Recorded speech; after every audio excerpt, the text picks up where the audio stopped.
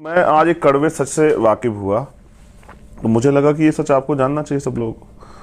अगर आप इस सच को नहीं जानते हैं तो इसका मतलब जो है आपको पता ही नहीं कि भारत में क्या क्या चल रहा है। पहले बात हम लोग करते हैं जितेंद्र पे। जितेंद्र पाली के बारवा गांव के रहने वाले हैं और क्योंकि मूछें रखते थे, गवर्नमेंट जॉब पे भी थे, उनके साथ अन्याय हुआ और आरोपियों ने अगले चरण में उनकी हत्या कर दी। घटना क्या हुई थी जरा गौर करते हैं।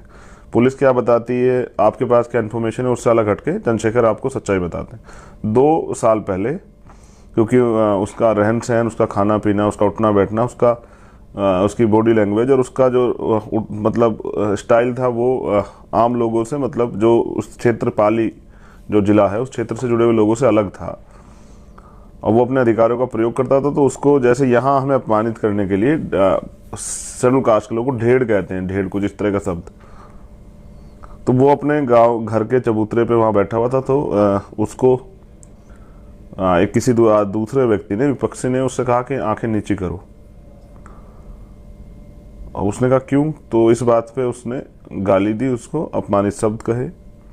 फिर वो अपने परिवार के लोगों को बुलाया और उसको पिटाई की गई। इस बात के खिलाफ उसने मुकदमा दर्ज कराया। मुकदमा दर्ज कराने के बाद गिरफ्तारी हुई, 3 दिन में बेल हुई और ये जो विपक्षी गण है ये लंबे समय से साजिश कर रहे थे उसके पीछे। और एक दिन मौका लगते 15 तारीख को 2 लोग जिन्होंने हत्या की, उनके साथ बहुत सारे लोग जो नहीं दिखाई दिए, लेकिन उन लोगों ने साजिश में हिस्सेदारी की। 3 दिन तक उसकी रेकी करके और पीछे से चाकू मार के उसकी हत्या कर दी। अब जितेंद्र के एक परिवार में कौन कौन? जितेंद्र के एक पिताजी हैं जो पैरालिसिस हैं, जितेंद्र की माँ है, जितेंद्र की 4 बहनें, जितेंद्र के एक बड़े भाई, फिर उनका चाचा ताऊ का परिवार। अभी जितेंद्र अपनी तरफ से इकलौते व्यक्ति जो परिवार की देखरेख कर रहे थे। ये हुई जितेंद्र का मामला। बेसिकली अब पाली जिले पे हम लोग बात करें, आपने अक्सर राजस्थान चर्चाओं में सुना, कभी एक आईपीएस, अभी पिछले उसमें चर्चा, आईपीएस होते हुए उनको घोड़ी पे नहीं चढ़ने दिया गया, तो फिर पुलिस सुरक्षा में घोड़ी पे उनकी बिंदौली निकली, बारद्वारी हमारे यहाँ कहते हैं यूपी में। बड़े शर्म का विषय था, यानी कि आप नौकरी करके आईएएस आईपीएस बन सकते हैं, लेकिन जो सामाजिक गैर बराबरी राजस्थान में उससे पार नहीं पा सकते हैं। आपके लिए भी यही पैमाना है कि उससे आपको होकर गुजरना पड़ेगा। अब जब आज मैं वहाँ गया, एक ऐसा कड़वा अनुभव जिसको मैंने किताबों में पढ़ा, जिसको मैंने यूट्यूब पे देखा पुरानी वीडियो में, जिसको मैंने आम लोगों द्वारा सुना, अब वो मुझे वहाँ देखने को मिला। अब इतना गजब कि आप लोगों को सुन के आश्चर्य होगा कि मैं भी नहीं रह पाया कि आप लोगों को इस बारे में ना बताया जाए। ये मुझसे भी नहीं संभव हो पाया कि आपको ना बताया जाए, तो मुझे लगा कि आपसे बताना चाहिए। बताया गया ये कि उस गांव में पुरोहित समाज के लोग रहते हैं, जिनको पुरोहित मतलब वर्ण व्यवस्था में उनको ब्राह्मण कहते हैं, जाति व्यवस्था में भी उनको ब्राह्मण कहते हैं। मेरी किसी ब्राह्मण से लड़ाई नहीं है, मेरी तो लड़ाई सामंतवादी ब्राह्मणवादी सोच से है। बताया यह गया कि पुरोहितों के घर के आगे आज भी शेड्यूल कास्ट बैकवर्ड की जो महिलाएं हैं वो चप्पल पहन के नहीं गुजर सकती हैं। अगर गुजर जाती है तो ये पुरोहितों का अपमान है और अपमान की फिर सजा है। आजाद भारत है, तमाम संविधान ने अधिकार दिए हैं, फिर आप गांव में किसी के घर के सामने से पढ़ लिख के डॉक्टर इंजीनियर बन के या फिर एक एजुकेटेड बेटी बहन होके, माँ होके आप चप्पल उठा के चलेंगे, उस बेटे पे क्या गुजरती होगी जिसकी माँ को ऐसा करना पड़े या करने के लिए मजबूर किया जाए। कुछ गांव ऐसे हैं पाली जिले में जहां आज भी मोटरसाइकिल पर बैठकर आप नहीं निकल सकते हैं। मूछें रखना तो बहुत बड़ी बात है। एक और घटना पता लगी कि एक महिला ने राजस्थानी जो ड्रेस है वो पहन ली थी, तो इन्हीं जातीय दम भरने वाले लोगों ने उस महिला को जबरदस्ती खींच के उसके वो वस्त्र निकाले, उसको नग्न किया और जब तक उसके घर से वो कपड़े नहीं आए, उसके आम कपड़े, तब तक उसको नग्न नहीं रखा।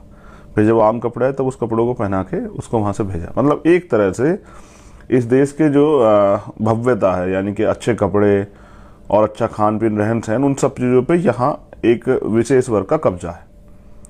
और फिर जैसा मैंने आपको कहा कि यहाँ से बहुत सारी वीडियो वायरल होती हैं, जानबूझ के की जाती है। कभी नाक रगड़वाने की, कभी पेशाब पीने की, कभी इस तरह की। तो मैं बड़ा अचंभित था कि यार ये होता होगा पहले, क्योंकि यूपी से आते हैं तो यूपी में तो नहीं होता, अब कहीं कहीं होता होगा यूपी में इस तरह की स्थिति की भाई, लेकिन यहाँ आके तो बड़ा अचंभा था कि ये क्या है। अब ये बड़ा असहनीय है। तो आज हमने तय किया कि 1 साल में आज़ाद भारत में जो सामंतवादी व्यवस्था चल रही है, जो अन्याय चल रहा है, इसका प्रतिकार करना है, इसको खत्म करना है, इस गुलामी को काटना है। और लोग लड़े किसके भरोसे?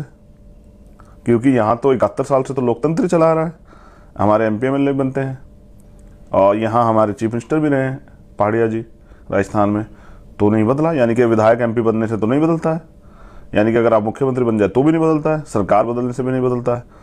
बदलता कैसे? बदलता ऐसे जब आप इसके खिलाफ कोई ठोस काम करते हैं, या फिर अगर आप ताकत में होने के बावजूद, ताकत में आने पर इसके खिलाफ कोई एक्शन लेते हैं। ना ये किसी राजनीतिक दल का एजेंडा है कि ये होना, इसको खत्म करना चाहिए, ना ही किसी सरकार का एजेंडा है, ना ही किसी नेता का एजेंडा है। हाँ, मगर ये अपमान लगातार जारी, ये है राजस्थान। इस राजस्थान से मुझे तकलीफ है, राजस्थान की भव्यता से, राजस्थान के संघर्ष से, राजस्थान से मुझे कोई तकलीफ नहीं, किसी जाति से मुझे कोई तकलीफ नहीं, लेकिन जो सामंतवादी ब्राह्मणवादी सोच है उससे मुझे तकलीफ है।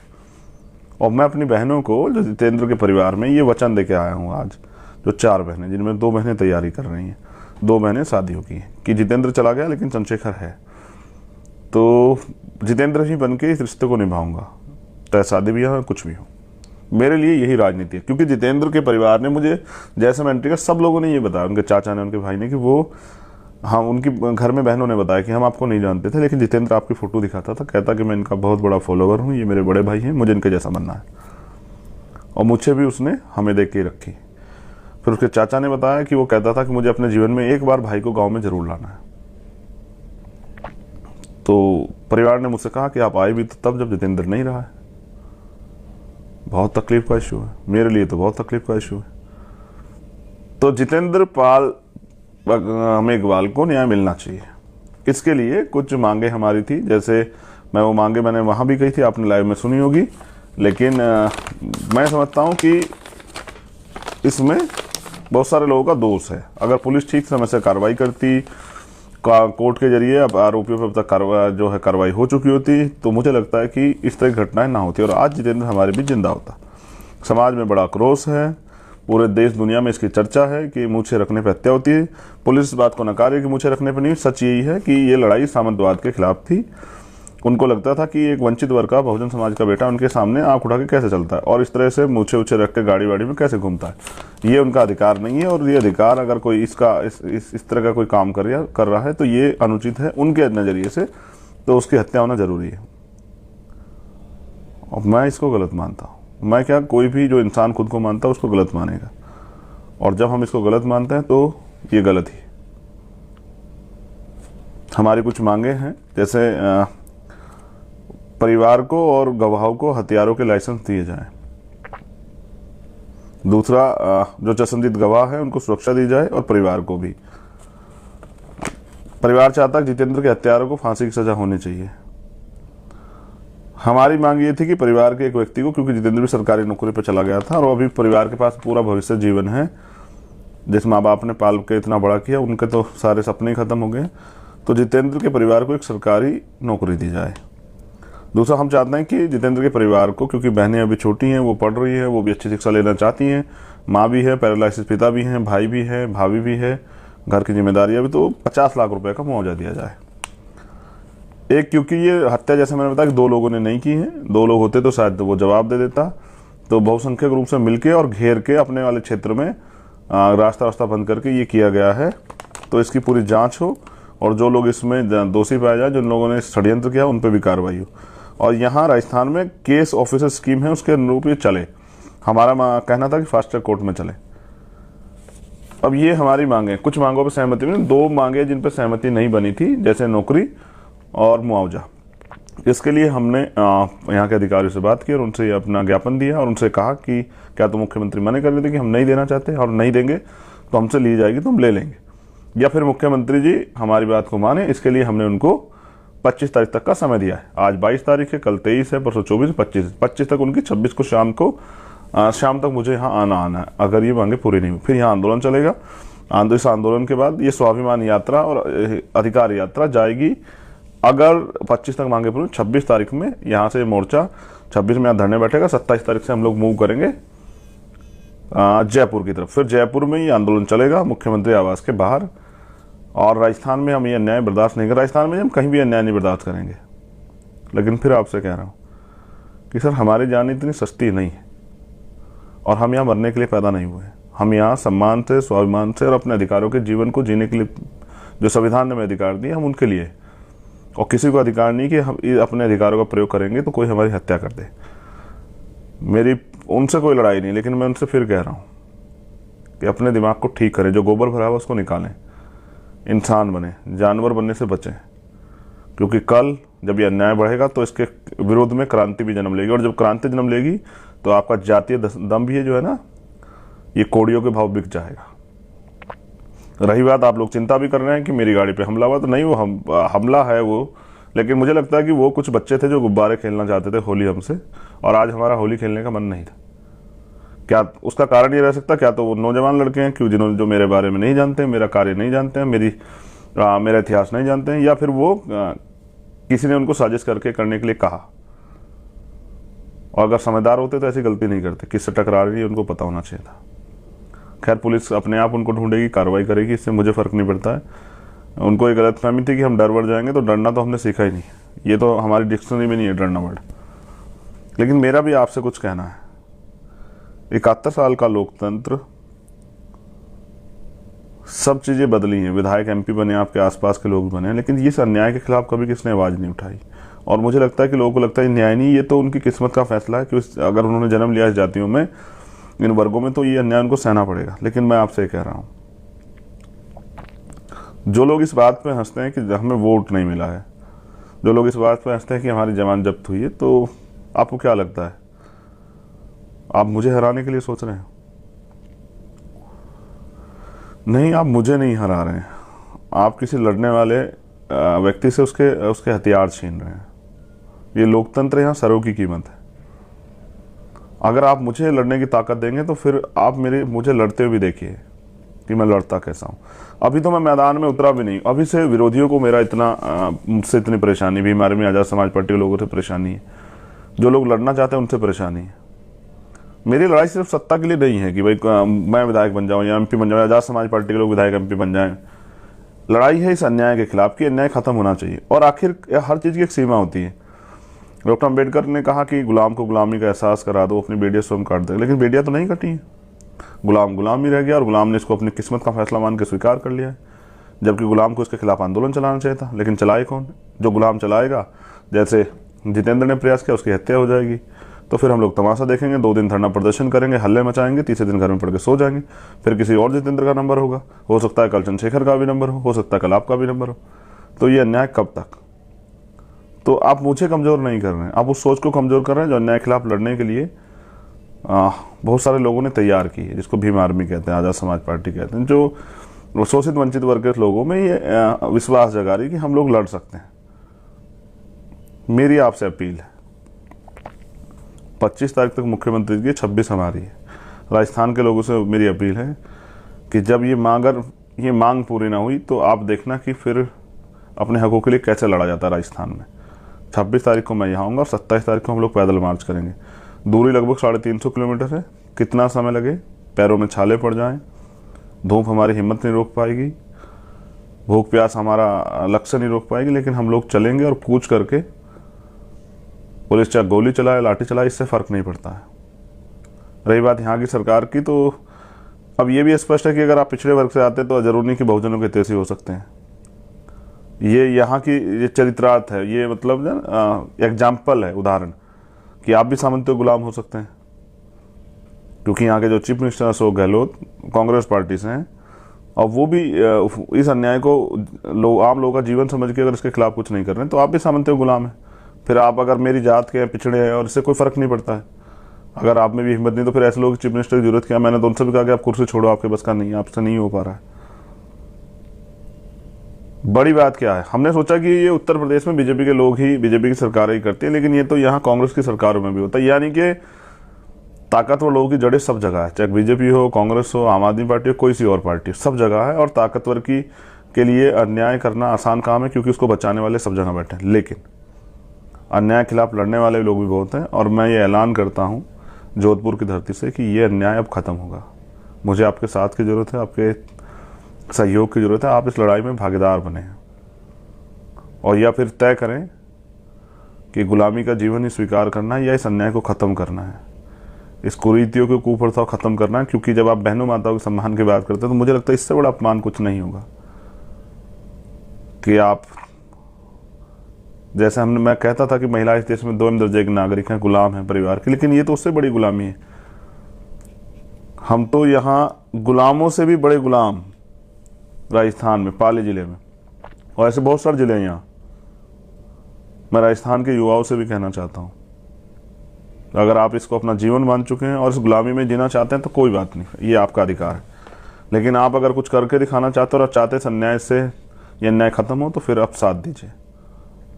आज जो लोग पहुंचे बीमारी में आज़ाद समाज पार्टी और उनसे अलग जो संगठन के लोग पहुंचे, उन सबका भी दिल गहरे से आभार करता हूं। आज एक अच्छी चीज़ मैंने देखी कि बहनें माताएं बड़े पैमाने पर थी, हजारों बहनों माताएं आई थी। ये इस बात का प्रमाण है। और कई जगह मुझसे वो रोड पे भी खड़ी मिली और उन्होंने मुझसे एक ही कहा कि उन हत्यारों को फांसी होनी चाहिए। ये इस बात का प्रमाण है कि ये यहाँ की महिलाएं अन्याय को महसूस करती हैं और वो उसके खिलाफ लड़ना चाहती हैं। मैं उनका धन्यवाद करता हूँ, बहनों माताओं का ज़रूर, बच्चियों का, अपनी, उन हर एक साथियों का जो वहाँ गए। क्योंकि मुंह से बोल देना ही बहुत होता है, आप तो निकल के गए, आपका धन्यवाद। लेकिन याद रहे, लड़ाई तो अभी शुरू हुई है और किसी जितेंद्र मेघवाल को इस तरह ना मारा जाए। और उसके मेरे यहाँ रहते 2-3 घटनाएं आसपास की पता लगी है मुझे। मैं कल उस यहाँ के अधिकारियों से मिलूंगा। आज भी मैं यहाँ के IG रेंज के अधिकारियों से मिल के आया हूँ, उनको अपनी जानकारी जो जो यहाँ मेरे पे एप्लीकेशन 6-7 आई थी वो पहुँचा के आया हूँ। कई ऐसे मामले जिन पर कार्रवाई नहीं हुई। तो अन्याय तो चल रहा है, अब आपको तय करना है अन्याय के खिलाफ आप लड़ते हैं नहीं लड़ते हैं, या फिर अन्याय को अपना जीवन मान के और आप भी मुंह पे उंगली रख के और कानों में रुई लगा के घर में पड़ के सोते हैं। क्योंकि ऐसा नहीं, जोधपुर में बहुत ताकतवर है, लेकिन जोधपुर से 100 किलोमीटर के आसपास हम जानवर से बुरा जीवन जी रहे हैं। ये न्याय नहीं। जब आप समाज की बात करते हैं, भाईचारे की बात करते हैं, विश्वास की बात करते हैं, तो कम से कम जहाँ अन्याय हो रहा है उन पर भी जागरूक बनिए। इसलिए मैंने कहा कि भीम आर्मी को हर गांव तक पहुंचाइए कि ये जो अन्याय गांव तक होता है हमें इसकी जानकारी मिले और हम इसको लड़ सकें और इस न्याय की लड़ाई को आगे बढ़ा सकें। और जो लोग इस अन्याय को सह रहे हैं उनके जीवन में परिवर्तन हो, उनको न्याय मिले। भीम आर्मी के अपने एक मायने हैं। अगर भीम आर्मी है तो लोगों में विश्वास है। तो अगर भीम आर्मी तक सूचना आ जाती तो भीम आर्मी के कार्यकर्ता लड़ते हैं, न्याय दिलाने का प्रयास करते हैं। इसलिए मैं चाहता हूँ घर गाँव में भीम आर्मी हो। इसलिए मैं अपने पूरे देश में रहने वाले जो कार्यकर्ता पदाधिकारी उनसे भी कहना चाहता हूँ कि ज़्यादा बड़े पैमाने पर काम शुरू कीजिए। हमें, जैसे मान्यवर काशीराम साहब ने कहा, राजनीति चले ना चले, सरकार बने ना बने, लेकिन सामाजिक परिवर्तन का आंदोलन नहीं रुकना चाहिए। और अगर हम दिल्ली में बैठ के खुश हो रहे हैं या मैं सहारनपुर में बैठ के खुश हो रहा हूँ कि भाई यहाँ तो अन्याय नहीं हो रहा है, तो ये मेरी बेवकूफ़ी है। अन्याय तो हो रहा है, बस हम देख नहीं रहे। जैसे अगर बिल्ली को देख के कबूतर या चूहा जो है रेत में सर आंखें गड़ा ले और ये सोचे कि अन्याय नहीं होगा, बिल्ली को मैं नहीं दिख रहा हूँ, तो ये गलती कबूतर की ना कि बिल्ली की। वो तो शिकार को खोज ही रही है, शिकार उसको मिल ही जाएगा। तो आप सब लोगों ने मुझे सुना, इसके लिए बहुत बहुत धन्यवाद। लेकिन मैंने फिर आपसे कहा कि लड़ाई तो भी शुरू हुई। 26 तारीख को महाआंदोलन है। अगर हमारी मांगें पूरी नहीं हुई तो फिर उस आंदोलन को जीतना है। और उस आंदोलन के जरिए मैं बस ये भी बताना चाहता हूँ सरकार को कि अब हम अन्याय नहीं सहेंगे। और जितना जल्दी हो सरकार को समझ आ जाए उतना बेहतर है। नहीं आएगा तो सरकार को बताना भी जो है हमें आता है कि सरकार को बताना कैसे। साथियों, आंखों को मूंद लेने से खतरा टल नहीं जाएगा। अगर आप आंख बंद कर ले रहे हैं आज इन घटनाओं पे, तो ऐसा नहीं खतरा टल जाएगा। अभी नहीं संभले तो फिर ये सब देखना पड़ेगा और ये देखा जाएगा। इसलिए कह रहा हूँ, आंखें मूंदने से खतरा टाला नहीं जाएगा, ना खतरा टलेगा। इसके अन्याय के खिलाफ लड़ना पड़ेगा, आवाज़ उठानी पड़ेगी, झटपटाहट आप में दिखनी चाहिए। जय भीम, जय मंडल, जय भारत, जय संविधान। और मैंने आपसे कहा कि बहुजन एकता के लिए जय भीम जय मंडल जरूरी है। तो अगर कोई आपसे जय भीम कहता है तो आप उसको अभिवादन में जय मंडल भी कह सकते हैं। अगर आपसे कोई जय मंडल कहता है तो अभिवादन में जय भीम भी कह सकते हैं। अपनी एकता को मजबूत कीजिए, शोषित वर्ग के लोग एकजुट हों, और अब बहुत जल्द आप मुझे सड़क पर लड़ते हुए दोबारा से देखिए। धन्यवाद।